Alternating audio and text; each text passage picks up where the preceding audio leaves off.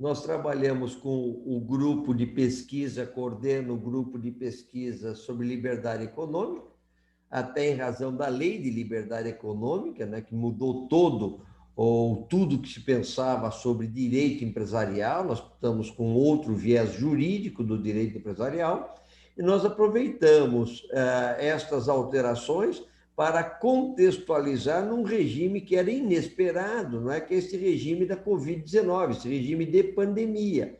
Portanto, nós acabamos pesquisando a liberdade econômica dentro de uma situação de pandemia. Cada um de nós fez uma pesquisa, desenvolveu um tema, apresentou um tema, contextualizando sempre dentro desta ideia. Vamos ouvir um pouquinho sobre o trabalho da Lara Helena. Olá, como o professor comentou, nós fizemos os trabalhos, apresentamos em diversos congressos, como o Comped, Conibadec, o Simpósio de Direito da UEPG e o nosso SPIC.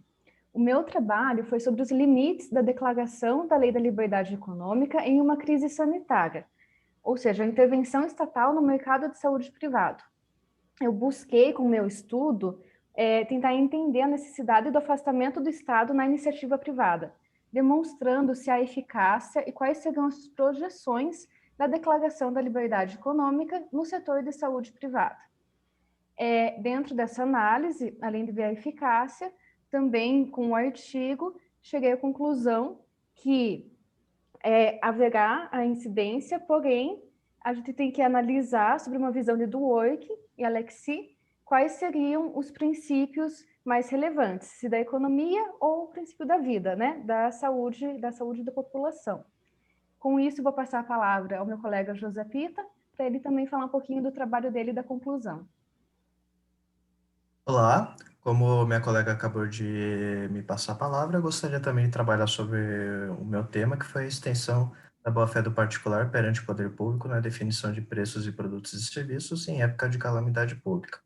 Esse trabalho ele teve origem primeiramente como um resumo expandido, justamente para realizar uma pesquisa sucinta através da busca mediante a legislação nova, bem como as legislações civil, consumerista, bem como empresarial, e buscou justamente entender até onde o empresário poderá definir o preço de produtos e serviços, os quais a sua atividade de desempenha para a sociedade, sem que esteja praticando lucro excessivo e, portanto, incorrendo em crime e também punindo, por meio dessa sua prática, a própria ordem econômica.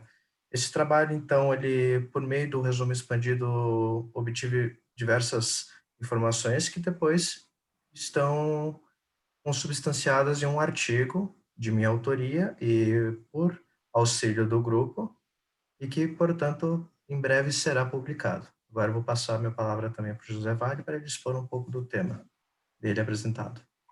Muito obrigado. Em toda essa questão de pandemia, nós acabamos visualizando também uma alta recorrência de empresas e pessoas ao judiciário requerendo revisões contratuais. Por conta disso, eu acabei produzindo um artigo com o auxílio do grupo e do nosso orientador, o título do artigo é a excepcionalidade da revisão contratual nos contratos paritários em tempos de pandemia e a Lei de Liberdade Econômica. Eu busquei inicialmente entender a Lei de Liberdade Econômica e as suas origens, os fatores que a ensejaram, e também entender e desenvolver acerca dos novos princípios instituídos pela Lei de Liberdade Econômica no direito contratual.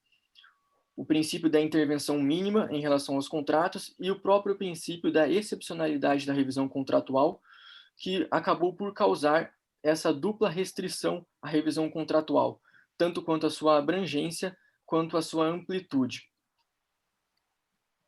Passo agora a palavra à nossa colega Ana Flávia, também participante do nosso grupo de pesquisa da Lei de Liberdade Econômica. Oi, muito obrigada. O meu tema, que foi realizado com o auxílio do professor e dos meus colegas, é a liberdade econômica e a realidade social. Eu busquei analisar o Instituto da Liberdade Econômica e a realidade social brasileira no ano de 2020, devido à pandemia. Então, os objetivos foram a busca para analisar o conceito da liberdade econômica, a Lei 13.847 e entender a realidade social brasileira e as consequências da formação sócio-histórica do nosso país, assim como estudar o atual cenário do ano de 2020, que teve a difusão do coronavírus e que agravou essas questões socioeconômicas que já existem no nosso país.